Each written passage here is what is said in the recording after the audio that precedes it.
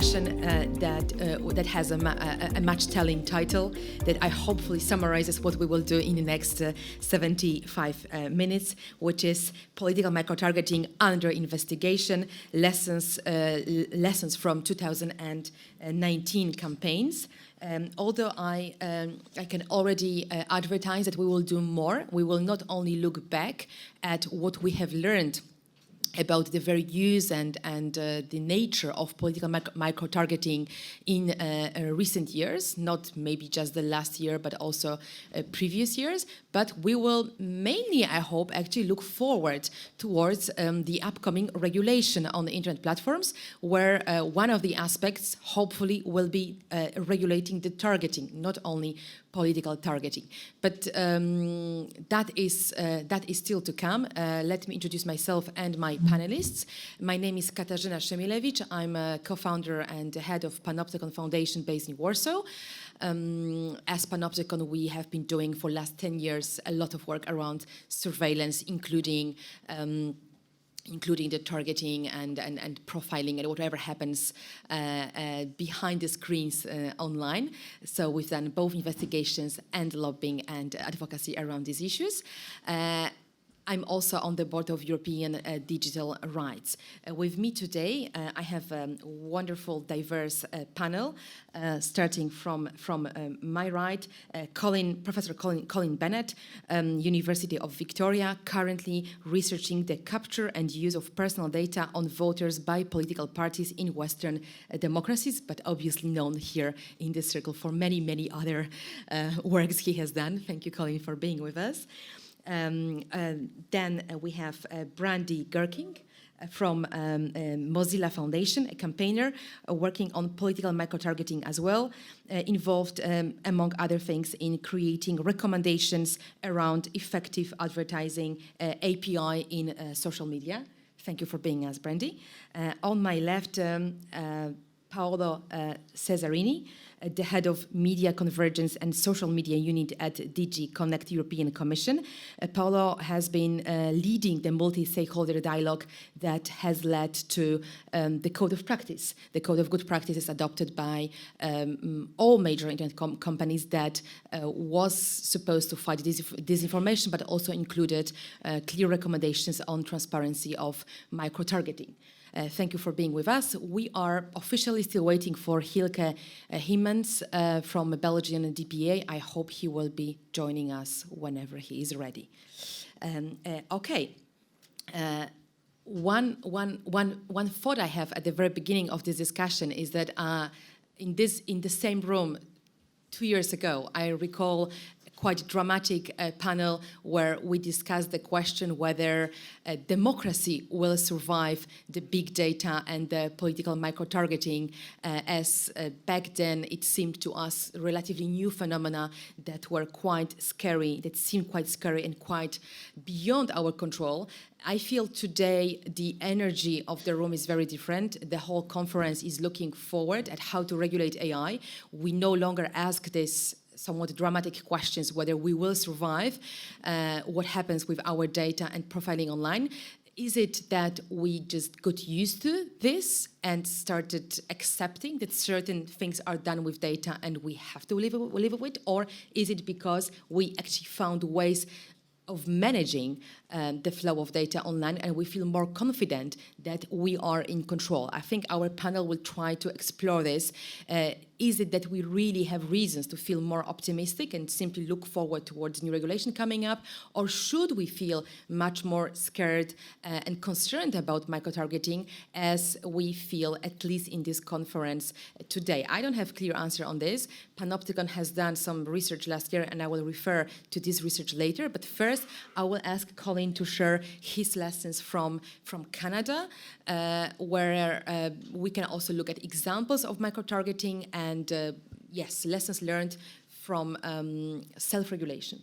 Thank you, Katarzyna. Is this going to work? Yes, okay. Thank you for that intro and thanks for the invitation. As you mentioned, I've been doing work on this issue for about 7 or 8 years now, and started looking at the question of how political parties are using personal data comparatively and what the particular privacy and data protection issues are. This is a commercial. Hot off the press, there's an issue of Internet Policy Review, all open access, edited by myself and Professor David Lyon of Queen's, with some great papers in there from some of the top academics in the world writing on these issues. So that's just came out about a week ago, so if you're interested in that issue. I wanted to address these questions with reference to recent experience in the Canadian election. I haven't noticed any other Canadian content in this conference, so if you're yearning for information about Canada, this is it, right? Okay. Because we've had an election. Justin Trudeau was re-elected, you may know, minority government. But also there was an experiment with political advertising transparency. And so I wanted to raise questions about that experience, the meaning of micro-targeting, what we actually mean by that word, and a little bit of research that myself and my students have been doing, some content analysis of the ads that we saw across key moments in the Canadian election campaign, to give you some sense of the kind of micro-targeted ads that we saw, and I think expose some of the problems with regulation. So I want to try and do that in about 7 minutes. My government actually passed a law on this issue. There was lots and lots of attention to this question in Canada, partly as a result of the relationship between the Cambridge Analytica story and some companies that were working in Canada. So we revised our Elections Act, and there's an Elections Modernization Act which mandates an ad registry, which is part of the election law, creates a legal requirement for electoral and partisan advertisement registry, which must include electronic copy of the message, name of the person authorizing the message. It applies to both partisan and issue ads, political issue ads, problem there. It applies to online platforms which above a particular threshold size, and whether they sell ads directly or indirectly. And there is responsibility for any platform or website to maintain a link to the registry if election ads are displayed.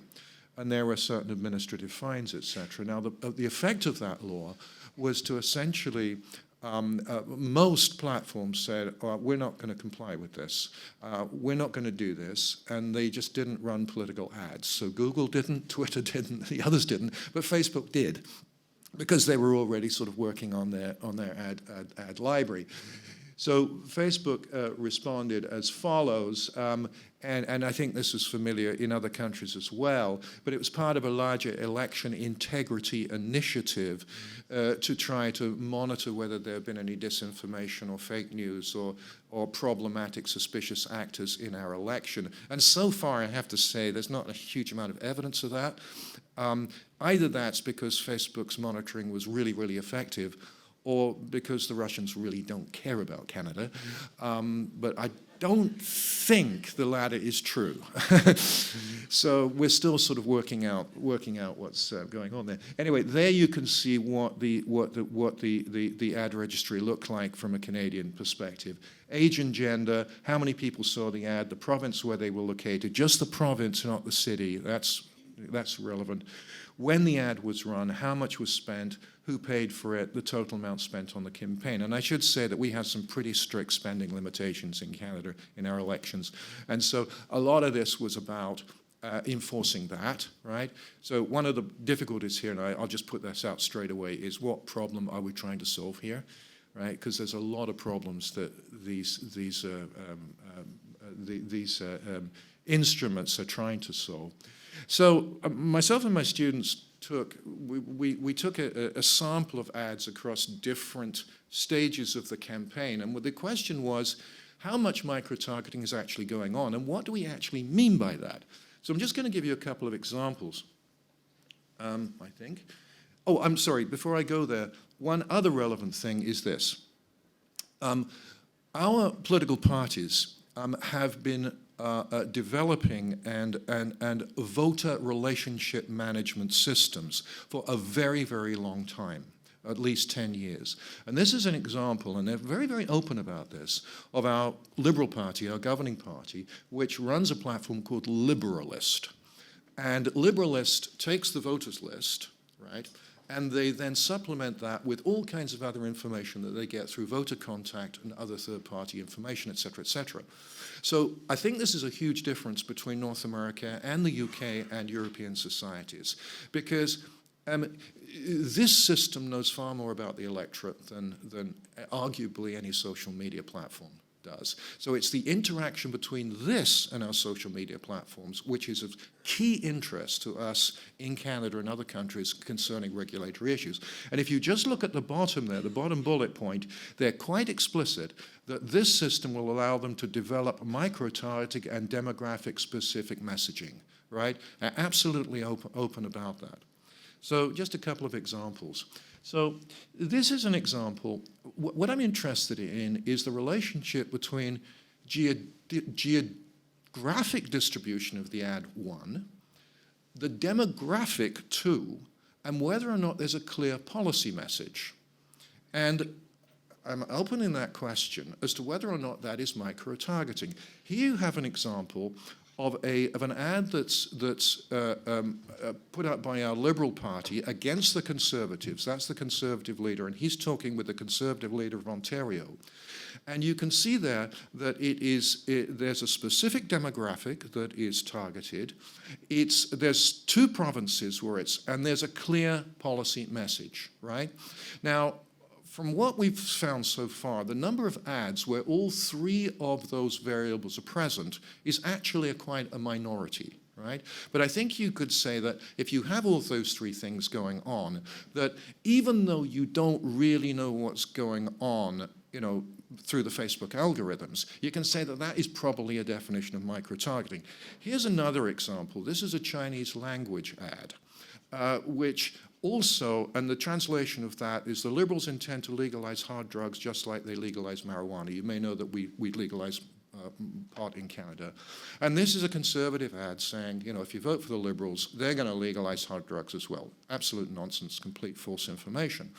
But targeted to fairly elderly Asian Canadians principally in Vancouver and Toronto, right, with a clear message. And you could probably say that that is micro-targeted as well, but a significant minority of ads fall in that category. Then you get further down, and you get then what we call homogeneous targeting.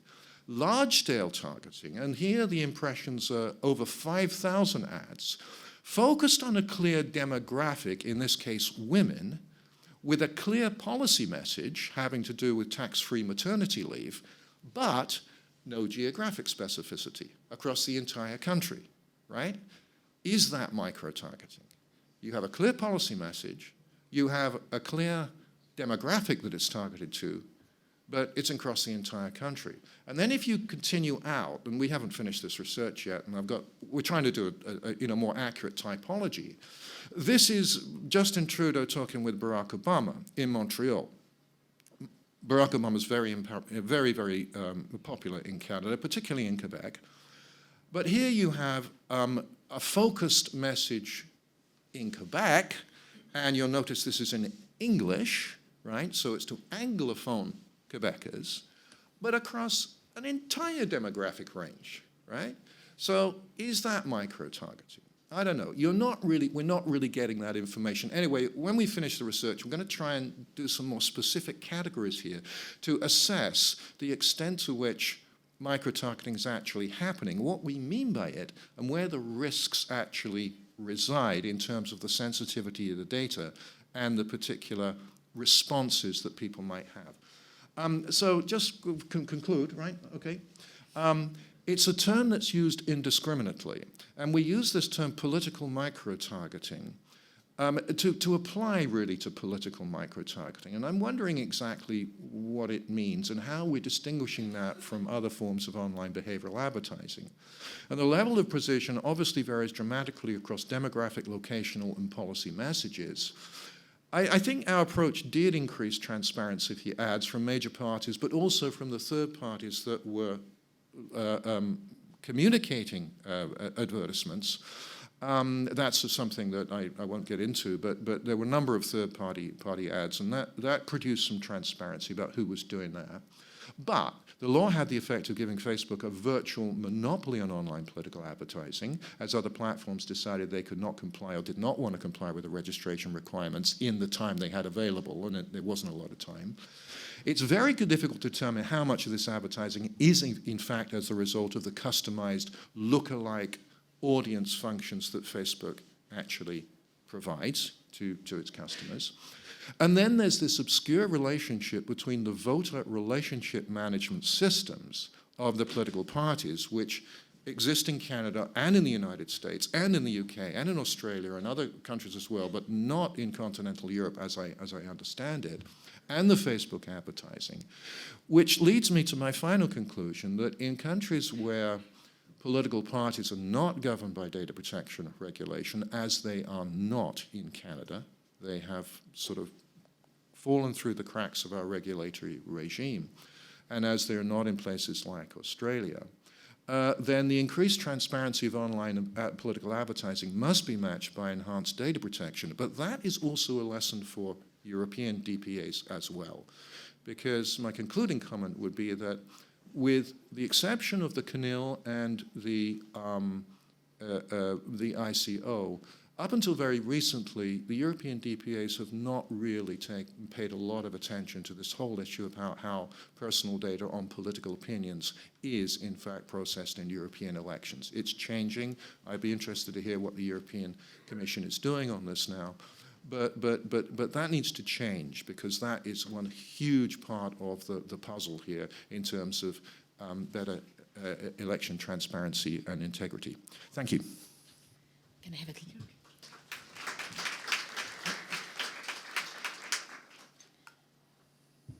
Thank you, Colin. I'm really happy because our research and the lessons learned from this are very much aligned, so I don't have to repeat what has already been said. I can only confirm that we arrive at similar observations by looking at micro-targeting in Poland. We did research throughout last year, throughout European elections and then local Polish parliamentary elections that happened in autumn together with partners that you see on this slide. We also used, and we not only used the data available from Facebook's recently released ad libraries, which are exactly the examples that you have just seen, structured like Colin explained, but we also digged deeper with a tool Who Targets Me. It's a plugin, desktop plugin that can be used by volunteers, and we had 6,000 volunteers using it in Polish local elections, so that we could verify whether targeting has been done based on more sensitive criteria than the ones that Facebook reveals.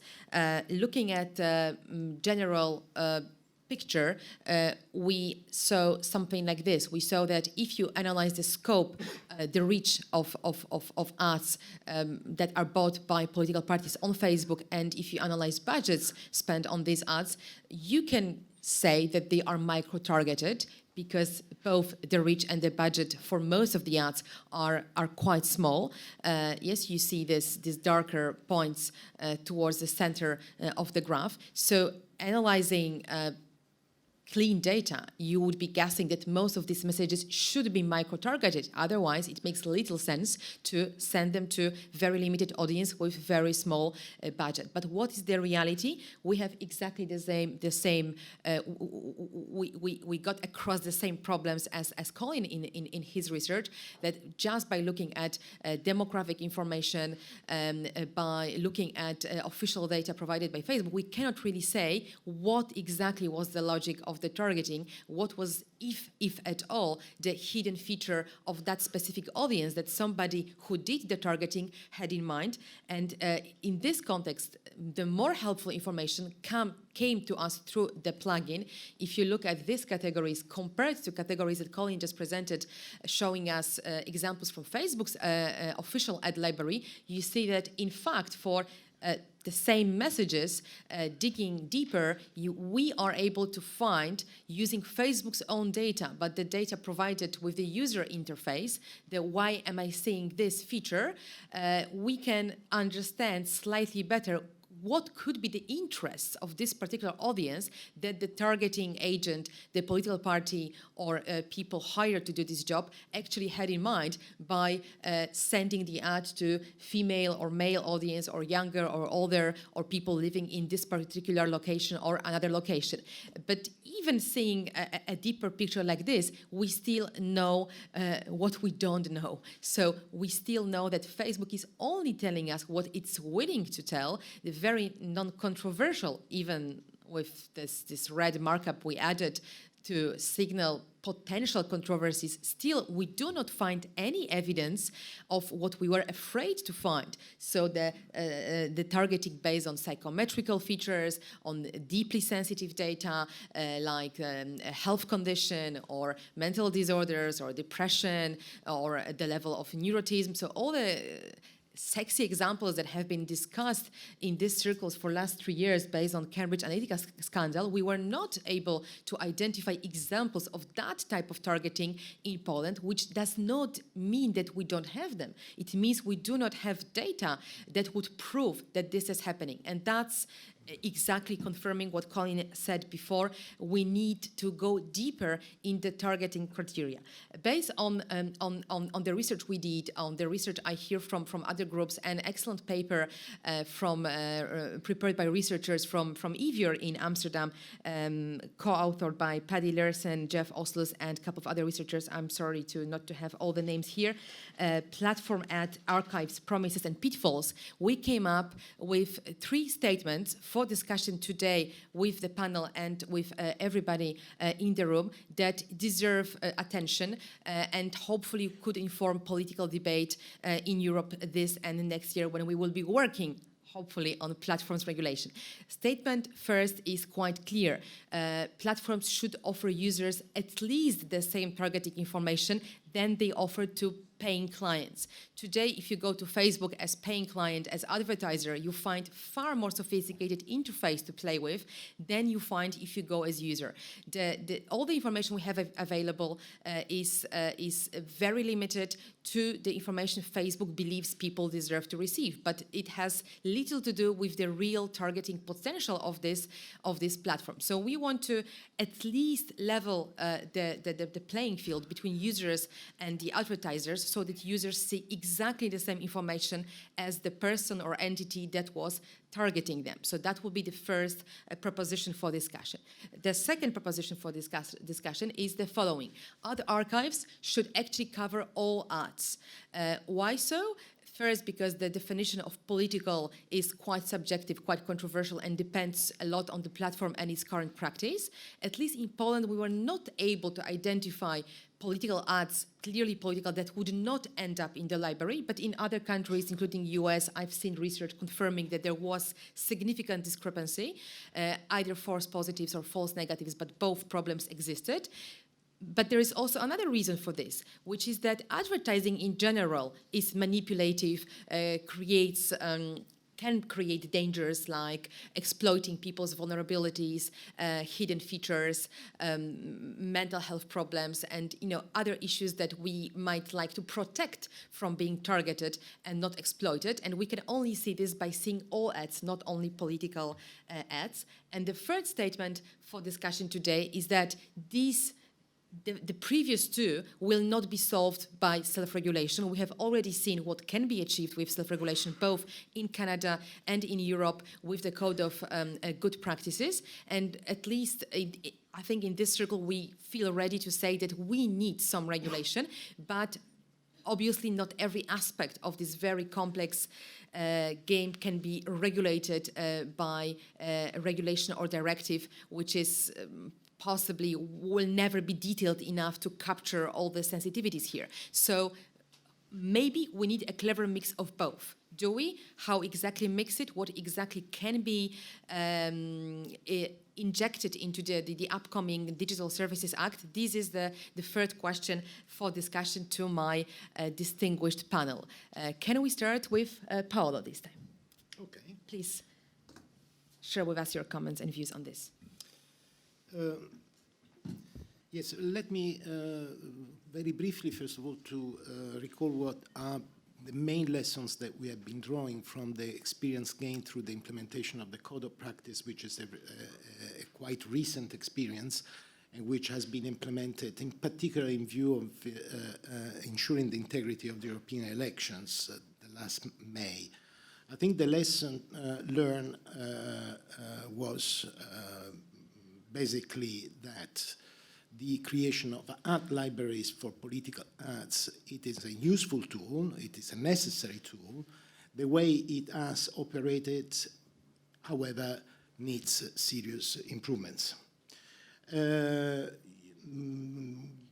practice, what is interesting, I think, to point out that in Europe, political ads that use, to a certain extent, micro-targeting, and I agree with your statement that we do not know enough the level of micro-targeting is part of the flows of the current ad libraries, has revealed that, broadly speaking, the figures are not entirely reliable, in my view, right. But in Europe, there is a lower spending on political advertising compared to the US.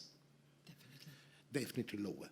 I mean, the figure disclosed by Twitter, Google, and Facebook altogether amount to a spending for the European elections that is below 40 millions, which is a quite ridiculous amount if you compare it to the spending in the US for similar electoral competitions. The biggest share, by the way, goes to Facebook, by far. The second lesson learned, and that is the result of the analysis carried out by the European Group of Audiovisual Regulators, ERGA, that has deep dived into that particular aspect of the Code of Practice that deals with the political transparency of political advertising, is that the ad libraries do not allow consistent comparisons across platforms in terms of policy adopted for transparency, because there is not a uniform definition of political advertising, let alone what it is a political communication, so what is normally defined as issue-based, paid-for content. The other aspect is about the completeness of the ad libraries. Are all the political communications that are promoting a politician, political group, or promoting ideas that are functional for supporting a political campaign by a certain political party, are really disclosed in the current existing libraries? That verification has not been possible because there is not the access, and there is not a uniform access to the data concerning all ads, including commercial ads. So to see whether or not there is a large number of false negatives or not, it has become quite challenging in this situation. The third thing is about the level of transparency that has been achieved so far, and that is exactly the point you made before. The disclosure of the targeting criteria, it is for the moment limited to basic demographics: location, age range, and gender. That's it. Now, we don't know. Google swear that that is the only type of criteria that are used in its own services, in particular in YouTube. Twitter has actually more recently adopted a different line, which is to ban political advertising altogether from its platform. Facebook has remained extremely vague regarding how the distribution of political ads occurs on their platform. So we don't know enough, I agree. Mm-hmm. But there is another lesson which is very important that pleads in favor of developing further this approach to political ad libraries as an enabler to identify other manipulative techniques that are used by political groups to influence public opinion, particularly during electoral contest. I'll give you an example which is quite revealing. Trevor Davis from the George Washington University has carried out a study on the behavior of German voters during the European elections, and has observed the number of engagements on Facebook corresponding to the different political parties, has found out that the AfD, so the most extreme right-wing party in Germany, has totaled on Facebook 86% of all engagements, so including sharing of content between Facebook users, for political ads. Now, if you compare that figure with the actual voter turnout, the AFD got 10% at the election. And if you look at the correlations with the ad spending declared by AFD, which would represent a higher proportion compared to other political parties, but still much lower, to a level which cannot justify an 86% of engagements overall. This study suggests that there have been other techniques that have been put in place in combination with micro-targeting of political ads, including astroturfing, creation of fake accounts, and astroturfing, you know what I mean. I mean, trying to infiltrate through organic behavior within the social platform, and to expand the reach of the engagements, including by using fake, artificial, inauthentic behavior, in order to maximize the reach of these political ads, by including other forms. So when we talk about micro-targeting, I would like to adopt a bit broader view about what micro-targeting is. It is certainly the use of profiling data for directing a specific sponsored content to someone, but it's also the use of the organic information, or the information that can be organically gathered through the use of social media, combined with other techniques that are, let's say, qualifying as inauthentic behavior. But there is also another issue that we should not forget, that the usage of data, it is also an important engine in the way that recommendation systems works on main social platforms. So it is at the basis of the functioning of the algorithms that select and prioritize content online. Again, I make this point to explain that micro-targeting of political advertising intended or understood as sponsored content, it is a very important element that can have an impact in the shaping of the public opinion, but has also to be seen in connection with other manipulative techniques that digital media offer to bad actors that strengthen the possibility to create narratives that may amount to disinformation. So there is a link between micro-targeting of political advertising and the broader issue of disinformation. Mm-hmm. I will stop there. I have other comments to make. I will stop there for the moment. Let me add one little question to your comment and dig into one aspect of this, the regulation. And here, okay, it's coming back. Thank you. The regulation, I confirm based on our research that yes, organic content remains a big issue.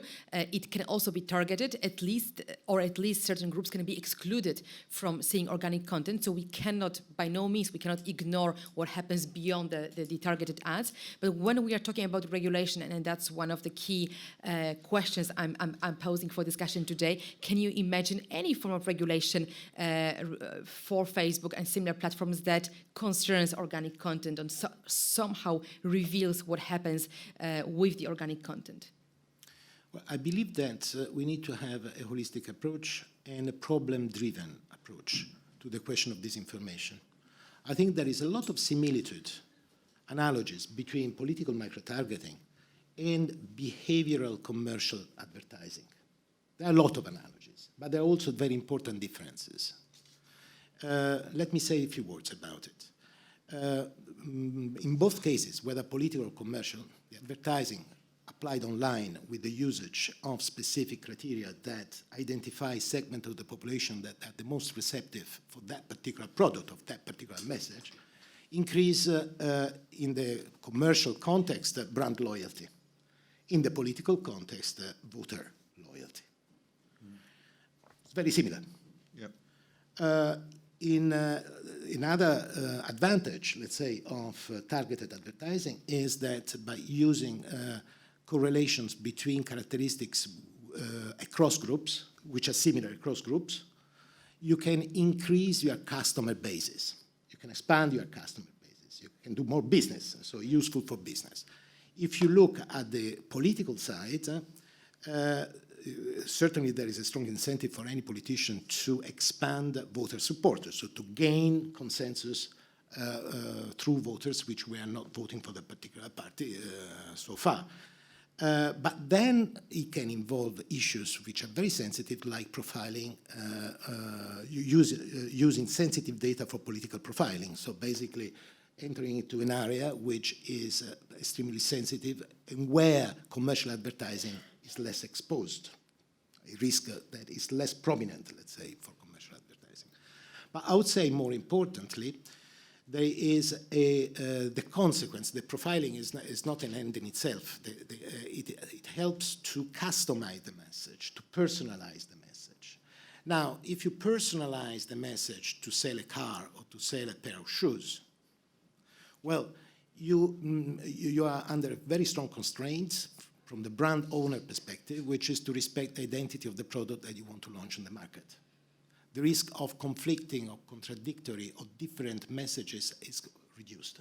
In the political arena, that is terrible because you may very easily segment the population, segregate groups, and in the context of a political campaign, address these groups with different messages, so promoting basically different political programs, not to hurt and not to lose voters from other side, from other groups, and therefore maximize the consensus, but at the same time by creating a lot of opacity regarding the accountability that politicians need to be held for when it comes to the implementation of the political program that have been proposed. So that is a very important thing. I can't agree more, although I think today we could focus more on the accountability part than the complaining part, so trying to find some measures that will increase it. So let me turn to Brandi for some ideas. Mozilla Foundation has also been exploring this issue. You are in a lucky position that you are not among the platforms that are expected to do something themselves, because you do not obviously sell these types of products, but you are, Mozilla as company is also among the big internet powers where people look up for solutions. What's your perspective on this issue? Yeah, so I think it's important to start with understanding like what is the case for transparency on this issue. Because it's not the only policy, change that's been suggested. So there's also suggestions, particularly in the US, around should microtargeting just be banned. So I think it's important to start with why we focus on transparency. I think that the sort of very broken online ad ecosystem is at the core of the problem when it comes to mis and disinformation online. And I think this first statement is brilliant, the equivalent level of targeting information for users as is offered to the ad buyer. But I think that in the conversation around transparency, we tend to focus on transparency only from the demand side. So transparency, from advertisers, how are they trying to, to target you? And I think that what is equally as important and how we start to get at comprehensive, foundational change in terms of the online ad ecosystem is focusing on the supply side as well. So the companies that hold mass amounts of data about us, how are they using that data to deliver the ads the advertisers are trying to, to target us with? And it's this picture of both of these, so the demand side on how advertisers are trying to target us, and how companies then deliver those ads. And so in your point, Kasia, about some of the categories that you found and saying, well, we didn't see the kind of sexier categories in terms of how we might be targeted. Maybe that's because those categories come from how platforms themselves deliver ads based on the information that they collect about us. If we had transparency at this level, that would tell us, what do companies think about who we are, who do they believe that we are? That's the question, I think, that delivers the kind of transparency that users need to be able to actually determine, like, do we accept this sort of Faustian bargain where we've, allowed these sort of inferences to be made about us in exchange for free online services? And I think it's also a key level of transparency needed for policymakers to decide, do we accept this as a society? Is this acceptable? I think on the question of ad archives to cover all ads, I think Mozilla is in support of transparency for all ads. I think the question is how to get there and in the implementation of that. And so along those lines, I want to talk a bit about our work in monitoring and assessing transparency on just political ads in the context of the European elections earlier last year, because I think we run the risk of repeating some of the same mistakes that were made in the implementation of the code of practice. So just to talk a little bit about that, Mozilla was a signatory to the Code of Practice on Disinformation, which is a self-regulatory code of practice where industry, including technology companies and advertisers, committed to steps to reduce disinformation online. One of those was transparency around political adverts. So what we did was try to act as a bit of a watchdog to look at how companies were complying with the commitments that they had made around political ad transparency in the Code of Practice. So we worked with independent researchers all around the world to develop kind of a list of guidelines on,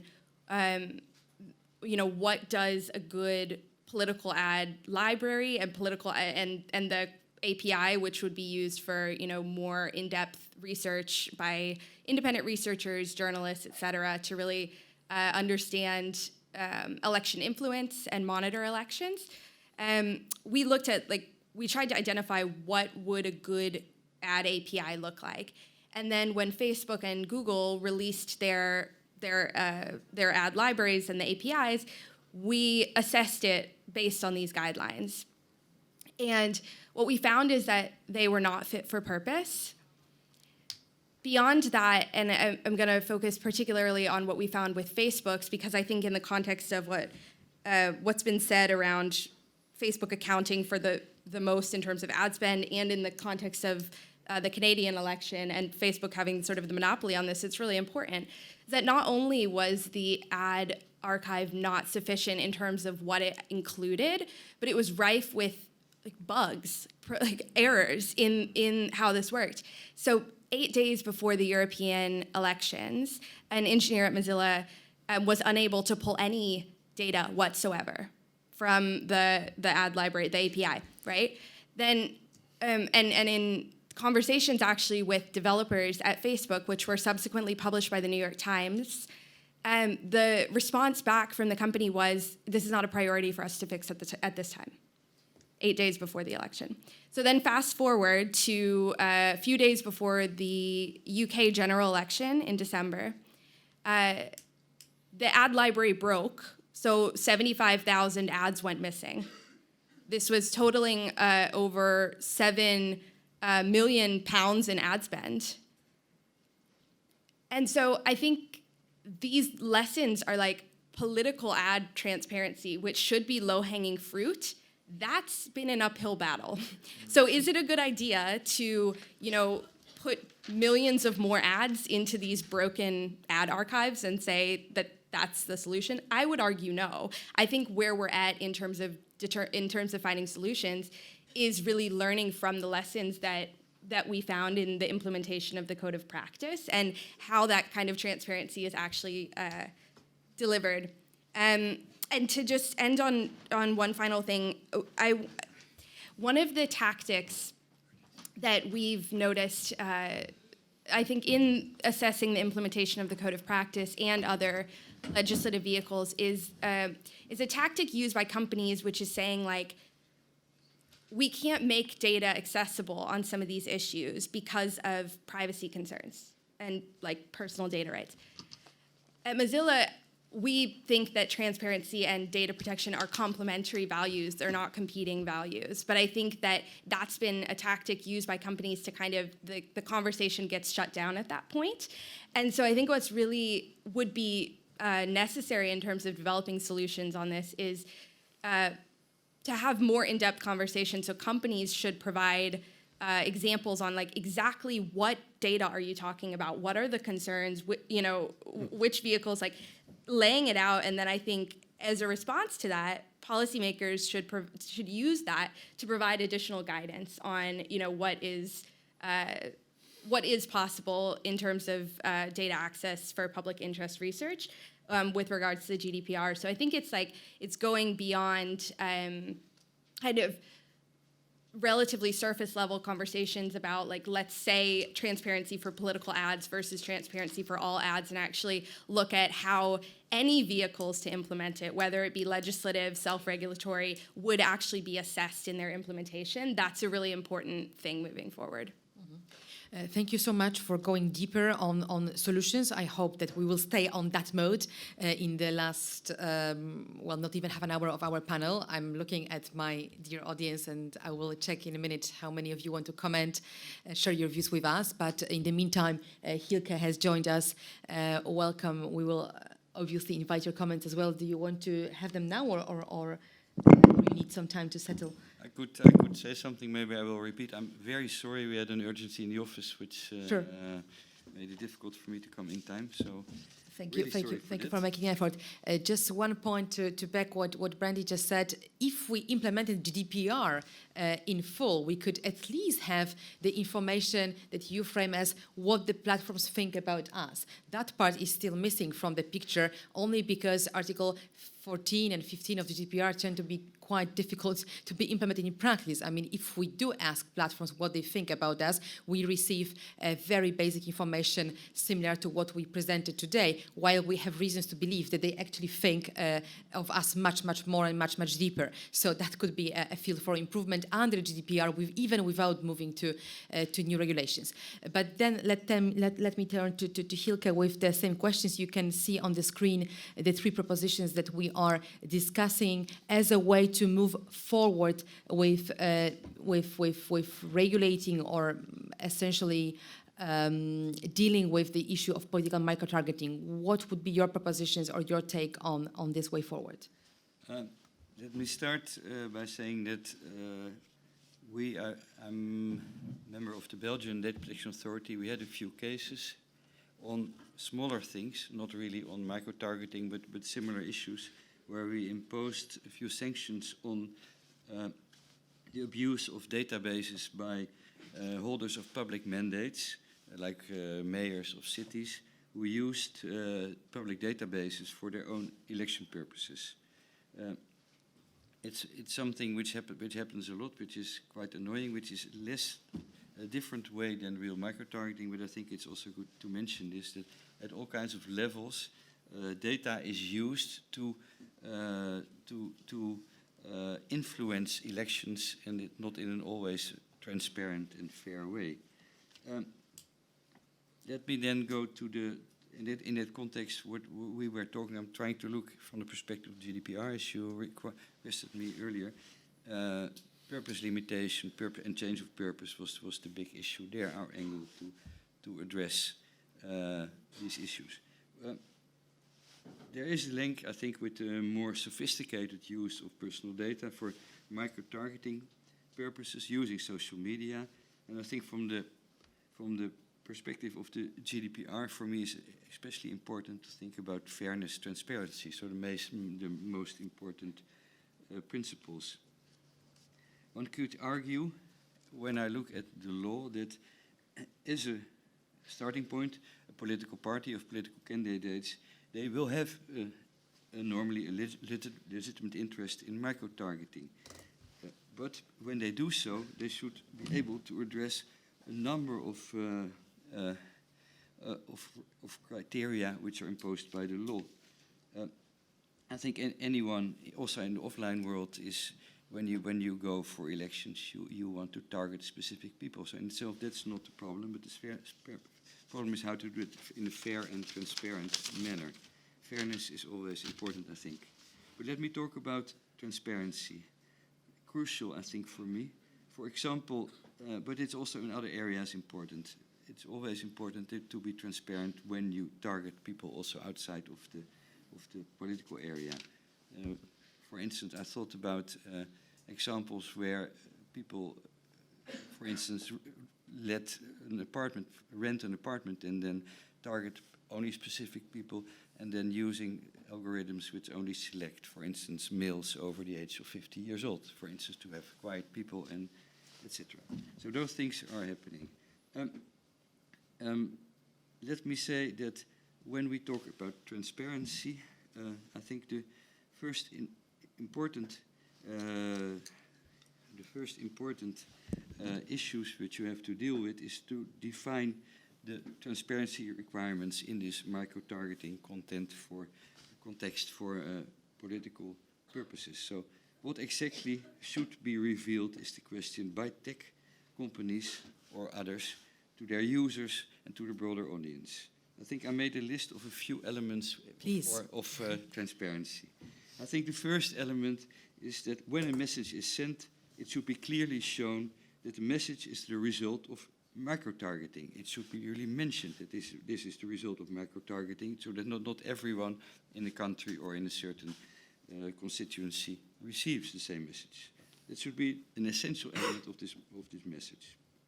And then below, I think it should be, at the second point, be made clear who is the original sender of this message, who pays for the message, and who are the other intermediate parties involved.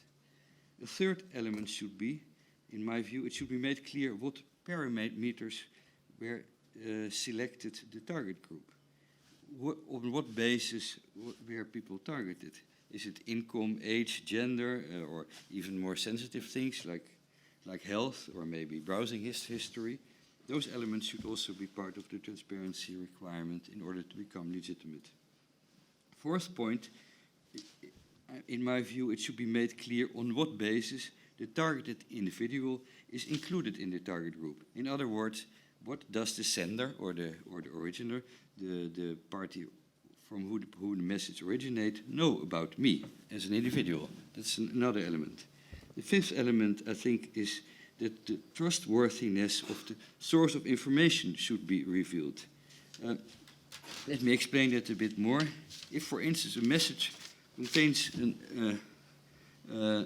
information telling the voters that global warming doesn't exist, to make just a very simple example, then it should be valued and should be made clear who is at the basis of this information and what is the source of this information that is presented. The sixth element, and then I really come to them, almost there, so don't worry, Katarzyna. The sixth element is the legal basis for processing. Then now we go back to the GDPR, should be made clear. And I think this legal basis will be legitimate interest, and this requires this balancing test as well. Seventh, I think it should be made clear how the addressee can use his data subject rights, including the right to rectification and also the right to object. And I think the right to object is very important in this specific context.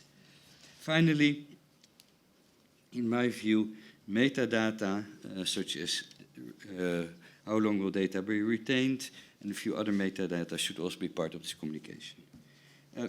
I think that this transparency, in addition to what is already required under Article 14 of the GDPR, is part of the legitimate interest balancing. And if you do that well, if you really are transparent and fulfill these requirements, maybe there's some others as well. I don't claim that my thinking, which I did this morning early, is really exhaustive, could help to make this kind of activities possible. But you must really be transparent before you act, and also be, of course, fair and not discriminate, etc., etc. Thank you so much for doing the thinking. I will leave Paolo some time to come back to us in the final round with hopefully feedback on what is possible politically in the upcoming regulation. But right now, I feel I want and I have to open for your comments, especially if you feel like sharing your ideas about solutions or commenting on solutions we discuss. That will be particularly welcome. The lights make it almost impossible to see how many hands we are, but I feel there are quite a few. Carolina, could you help me with the microphone? If we have... Oh, there is one. Okay. Then please feel free to come up to the microphone and form a line if that's not too much to ask. Then we will see how many comments we have. Okay. Thank you very much for this interesting panel. I am Maya Burkan from Maastricht University, and I'm also in my research dealing with issues of political microtargeting. I have questions for Hielke and Paolo. 2 questions, actually. The first one relates to transparency. A lot has been said about transparency. I'm really doubting or wondering whether this can be an efficient regulatory measure. So you can, of course, reveal all this data that Hielke has mentioned, but will this really prevent manipulation? Because maybe the data subject will say, well, okay, they have targeted me, but I still agree with the political message of AFD. And even if you reveal all this data, it is questionable whether social media companies will be willing to reveal that level of granularity. So there is a very different transparency that you say, okay, this message has been targeted because you have recently bought a Tesla, or to say this message has been targeted because you are a white male over 65 who has had a cancer and some other personal difficulties. So I think I'm really doubting whether this is efficient. And my second question deals with which regulatory instruments are the most appropriate. And I'm really also wondering whether data protection is something that we should have recourse to. Because data protection is only a part of the picture, but what we are trying to protect is a bigger social impact on democracy. So I'm wondering whether we do not need something that goes beyond the data protection, and whether data protection authorities are really the right forums to deal with that question. Thank you. Thank you. Please.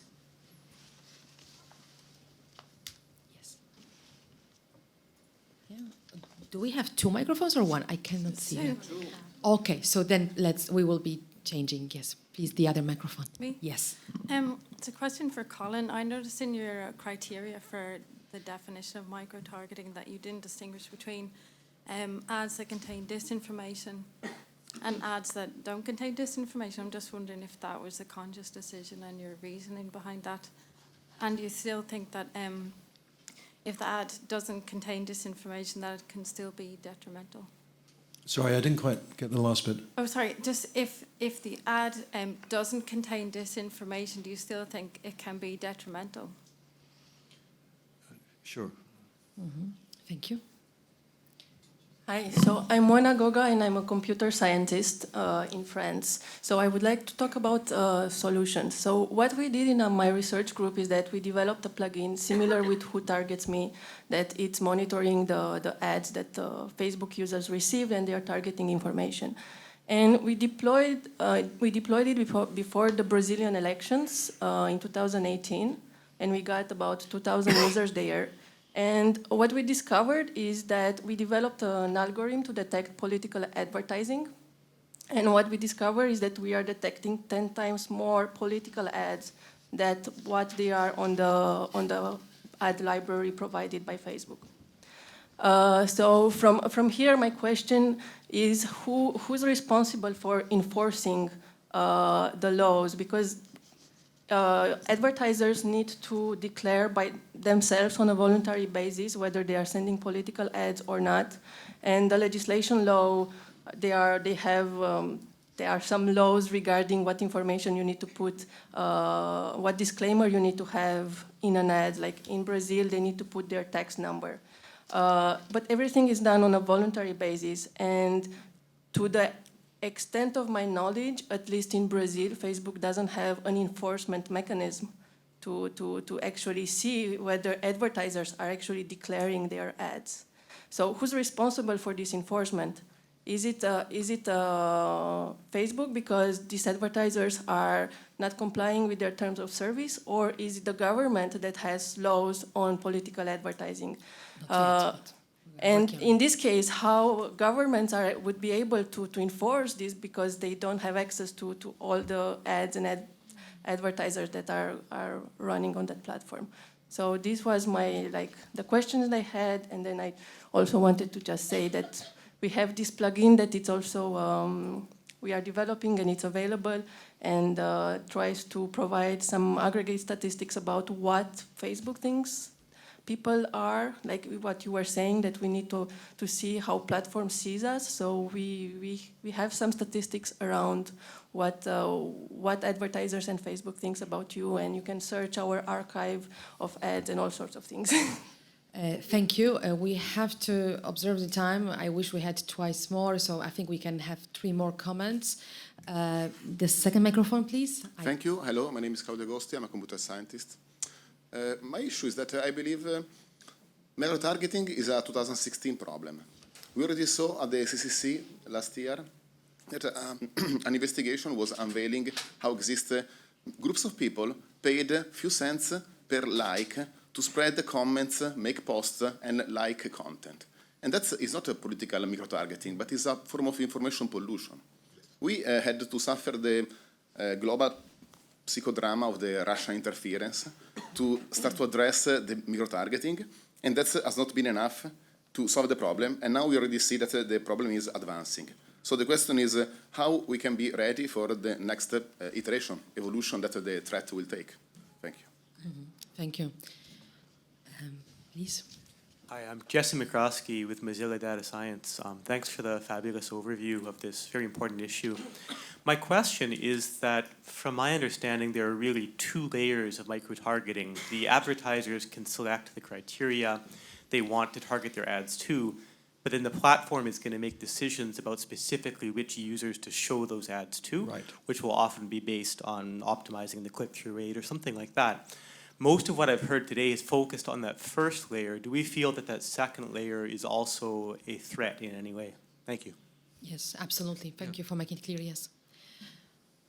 Yes, thanks. My name is Giorgio La Rosa. I work for the European Digital Advertising Alliance. So we license the ad choices icon across OBA ads in Europe. So my question would be one for Professor. In Canada, as I'm sure you're aware, there is a self-regulatory initiative called the political ads icon. So it's a purple icon which is on the top right corner of the ads, and it gives transparency to the consumer. So what do you think what's your idea about this, since the law is prescriptive and so self-regulatory program can be a solution? And another question is for our US colleague from Mozilla, but for all the panel, that in the US, as we know, there was the Honest Ads Act, which was it's a regulation proposed in the Senate already 3 years ago, but it's stuck because the platform didn't back it up, and so maybe it's needed more an effort of communication between businesses and regulators. So how this can work for the future? Thank you very much. Thank you.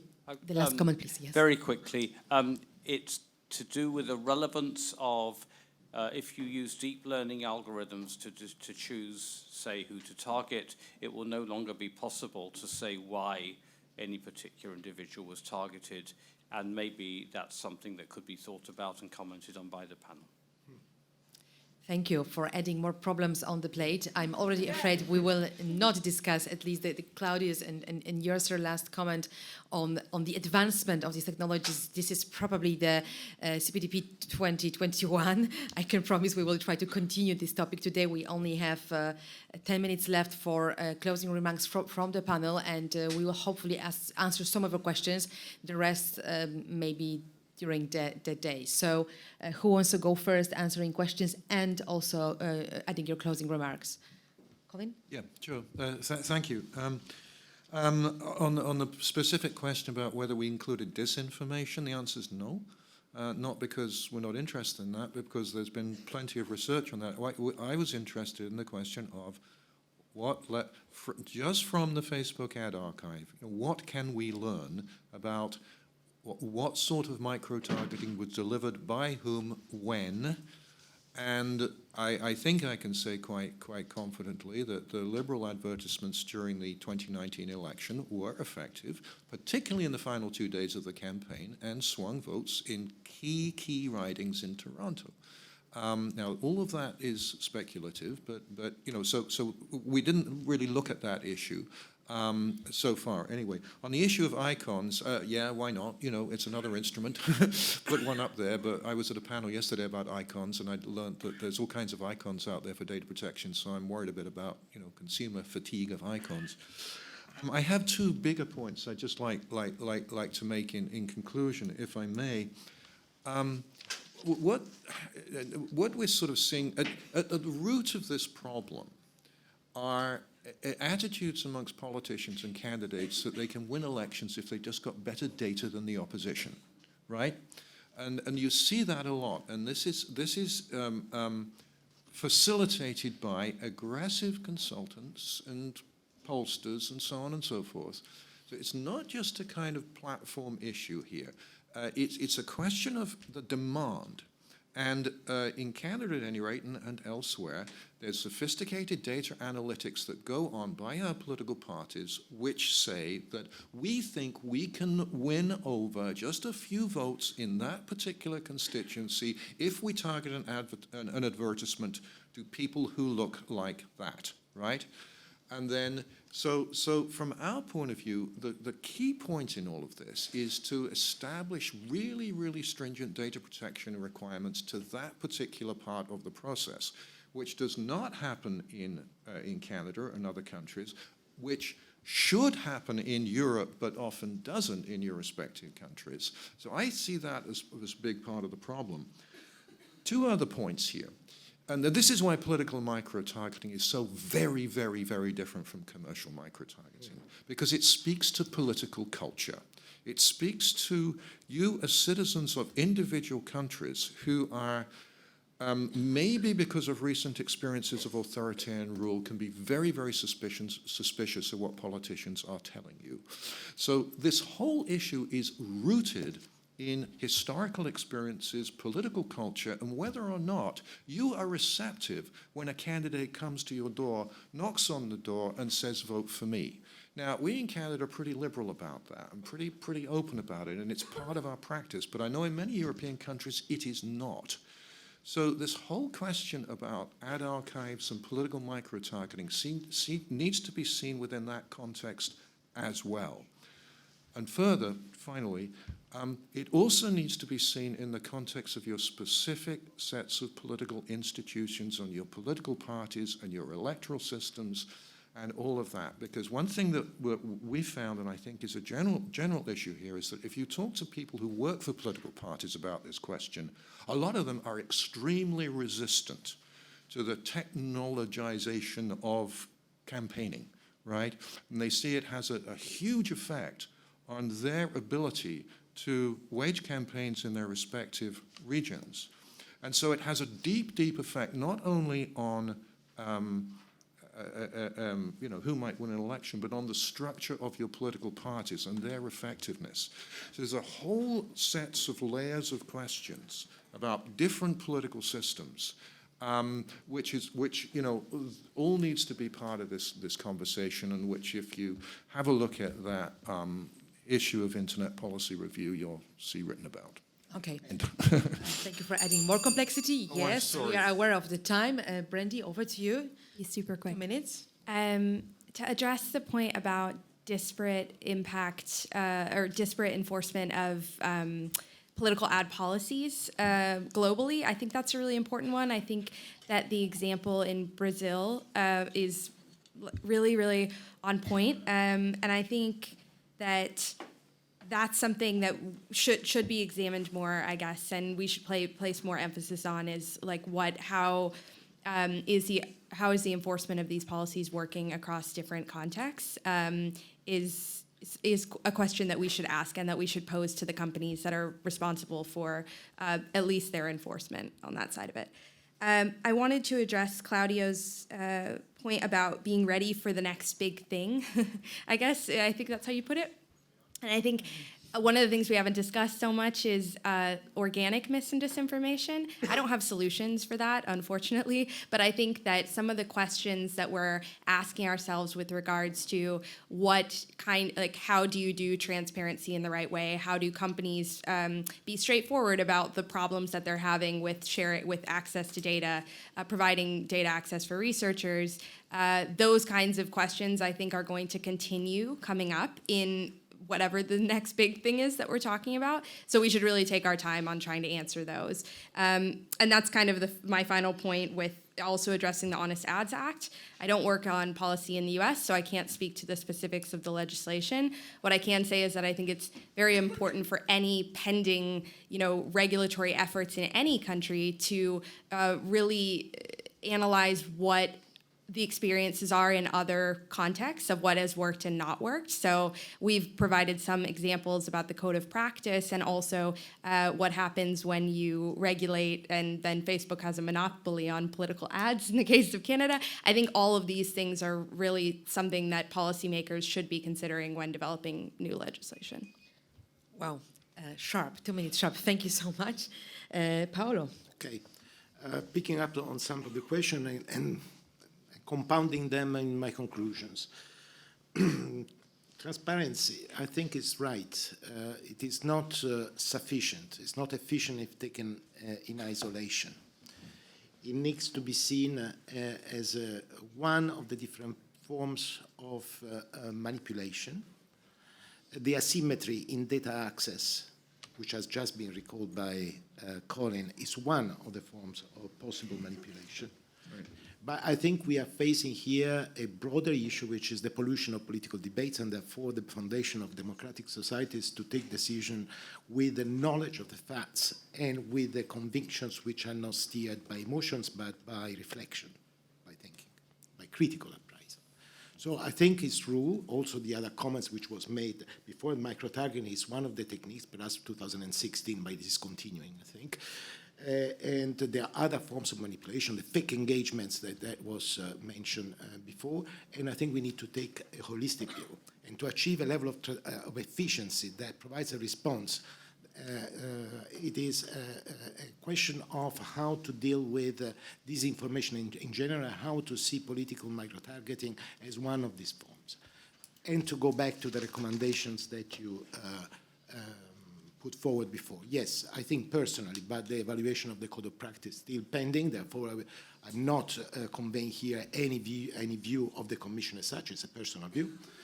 I think we need to move forward and to think about a co-regulatory framework that built on the experience gained through the code, but impose a number of binding obligations on various actors, political actors, platforms, and perhaps also empower the actors of the democratic societies and the media, in particular, to move towards a more sustainable business model and a more transparent way of doing their own activities online in the future.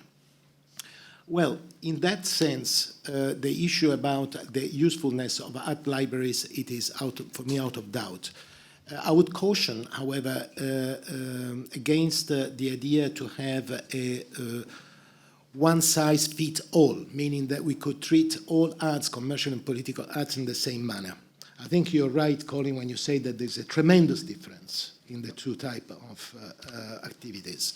It is indeed linked to the cultural environment, and it's linked to the specific harms that they can be provoked by this use of these techniques. Therefore, I would say that while the DSA, the revision of the e-commerce directive, it is a good moment to start an overall reflection about the use of microtargetings for advertising in general. I think we should not lose sight of the specificity of the problem, and perhaps to think about a specific but complementary regulatory instruments that address more specifically the issue linked to the defense of democracy. Thank you. I have to stop you here because we need to fit closing remarks also from Hielke, please. I would like to start, I think, reacting on what Maya said, and that was about are data protection authorities the right forum, basically, and is this the right way to deal with these issues? I think this is not an issue which primarily belongs to data protection authorities, but data protection authority, what they did, they jumped into a void, and they also took a specific angle, which I think is very important. That's the angle of using personal data for exactly these purposes. But I agree with the previous speaker that a more holistic approach on elections would be a good idea. And I completely agree with the idea that what we talk about here is much wider and should also be dealt with in the context of elections, where we want to address people personally, because that's the way elections should be. You should address people, but you should do that on a level playing field. And how do you get, or how do you restore this sort of level playing field? That's a bit the question. And of course, there's the other thing, which was mentioned probably before as well. It's about territorial jurisdiction, which we sometimes don't have, because if information comes from other parts of the world, maybe supported by governments that want to interfere in our democratic process, then as governmental authorities, we face issues of how to really enforce the things. So enforceability is a big issue. In general, I think this is far beyond data protection. So I really agree that we should do more. Others should do as well, but I think data protection could help. Thank you. I certainly think so. My only remark at the end will be this: that please watch for our report on from the research we have done in Poland, but also from deliberations like this one with other researchers and organizations, learning from your experience and coming up with hopefully sensible recommendations for the co-regulatory framework. We will issue it on the 15th of April. You can follow us on Twitter. I think that's a safe place to watch for the news. Thank you for your participation and patience for this panel. Thank you, the panelists, for your comments and insights.